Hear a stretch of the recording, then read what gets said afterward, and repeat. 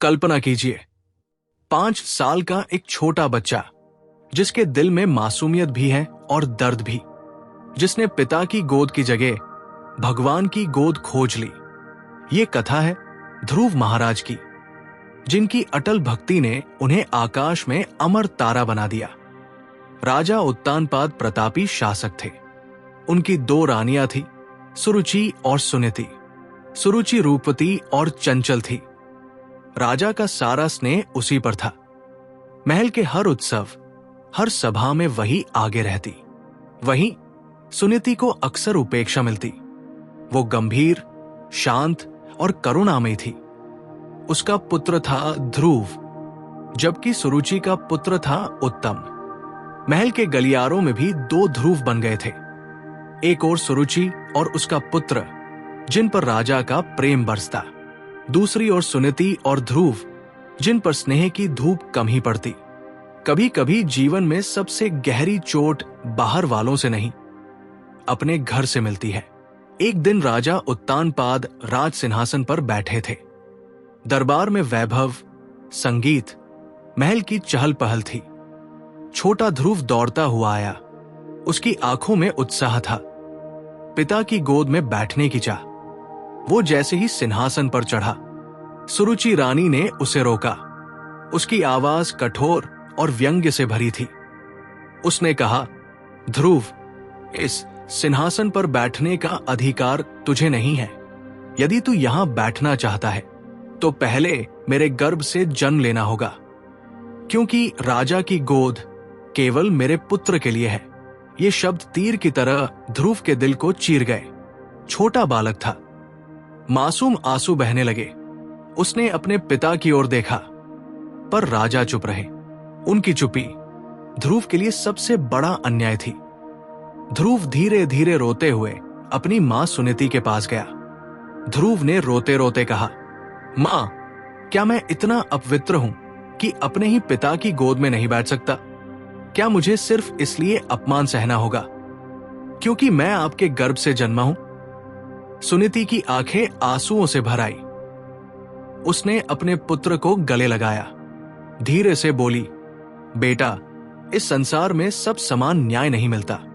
कभी कभी भाग्य और परिस्थितियां हमें ऐसे घाव देती है जिन्हें कोई भर नहीं सकता।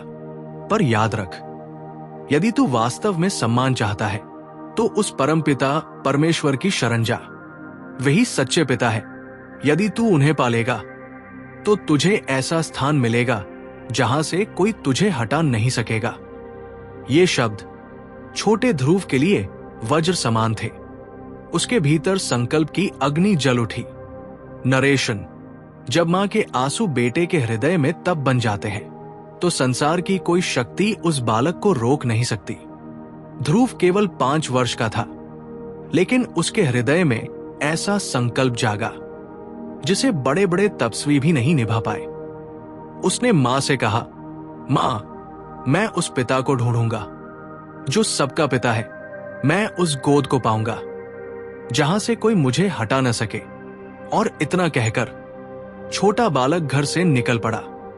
महल का वैभव, खिलौनों का संसार, पिता की गोद की चाह, सब पीछे छूट गया। सिर्फ भगवान की खोज शेष रही। ध्रुव जंगल की ओर चला जा रहा था, छोटे पैरों से, आंसुओं के साथ, लेकिन भीतर अटल निश्चय। वहां उसकी भेंट हुई देवऋषि नारद से। नारद ने आश्चर्य से पूछा, बेटा, तू इस नन्ही उम्र में अकेला जंगल में क्यों घूम रहा है? ध्रुव ने रोते रोते पूरी कथा सुनाई। सुरुचि का तिरस्कार, पिता की चुप्पी, मां की सलाह, सब कुछ। नारद ने पहले उसे समझाया, बेटा, तू बहुत छोटा है, ये मार्ग कठिन है, वापस घर चल। लेकिन ध्रुव की आंखों में आंसू की जगह दृढ़ता आ चुकी थी। उसने कहा, गुरुदेव, मेरा मन अब संसार की गोद से संतुष्ट नहीं होगा। मैं केवल भगवान की शरण चाहता हूं, चाहे कितनी भी कठिनाई हो। मैं नहीं रुकूंगा। नारद जी उसकी दृढ़ता देखकर दंग रह गए। उन्होंने ध्रुव को भगवान नारायण का मंत्र दिया, नमो भगवते वासुदेवाय, और कहा, इस मंत्र का ध्यान कर कठोर तपस्या कर, भगवान अवश्य प्रकट होंगे। ध्रुव ने जंगल के गहरे स्थान पर तपस्या आरंभ की। न कोई संग, न कोई सहारा, सिर्फ मंत्र और अटल विश्वास। पहले महीने वो केवल फल खाकर जीता, दूसरे महीने केवल पत्ते खाकर, तीसरे महीने सिर्फ पानी पीकर, चौथे महीने केवल वायु पर, और पांचवें महीने उसने श्वास भी रोक दी। उसकी तपस्या इतनी प्रचंड थी कि पृथ्वी कांपने लगी। देवताओं ने भयभीत होकर भगवान विष्णु से प्रार्थना की, प्रभु, ये छोटा बालक आपकी भक्ति में इतना अडिग है, कृपा कर इसे दर्शन दीजिए। एक दिन ध्रुव ध्यान मग्न था, उसका हृदय मंत्र से गूंज रहा था। तभी उसके सामने दिव्य प्रकाश प्रकट हुआ। 4 भुजाओं वाले भगवान विष्णु खड़े थे, हाथों में शंख, चक्र, गदा और पद्म। उनका रूप अद्भुत, तेजस्वी और करुणामयी था। ध्रुव स्तब्ध रह गया। बालक था, शब्द नहीं निकल पाए। भगवान ने मुस्कुराकर अपने शंख की नोक से ध्रुव के गले को स्पर्श किया, और तभी उसके हृदय से भक्ति की वाणी फूट पड़ी। उसने भगवान की अद्भुत स्तुति की। भगवान ने प्रसन्न होकर कहा, बेटा ध्रुव, तुम्हारी तपस्या ने मुझे प्रसन्न कर दिया है। आज से मैं तुम्हें वह स्थान देता हूं जो अचल और शाश्वत है। तुम आकाश में ध्रुव पद पाओगे, जहां से कोई तुम्हें हटा नहीं सकेगा। और इस प्रकार छोटा ध्रुव बन गया ध्रुव तारा, जो आज भी आकाश में अटल है। ध्रुव महल लौटा। राजा उत्तानपाद ने उसे गले से लगाया। सुरुचि लज्जित हुई। पूरी प्रजा ने ध्रुव को सम्मान दिया। लेकिन ध्रुव के हृदय में अब कोई अहंकार न था। वो केवल यही सोचता रहा, सच्चा सम्मान केवल भगवान की शरण से ही मिलता है। आज हमने क्या सीखा? संसार का प्रेम क्षणिक है, लेकिन भगवान का प्रेम अटल है।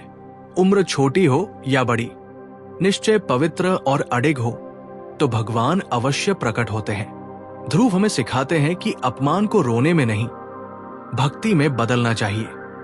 जो संसार की गोद छोड़कर परमपिता की शरण जाता है, उसे ध्रुव पद मिलता है।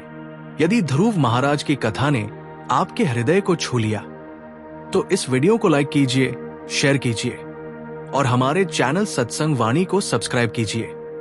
आपकी एक छोटी सी क्लिक हमारे लिए आशीर्वाद समान है। और एक छोटा सा निवेदन, जो भी भक्त इस कथा को सुनकर भावुक हुए हैं, कृपया कमेंट में सिर्फ एक शब्द लिखें, भक्ति या जय श्री हरि विष्णु।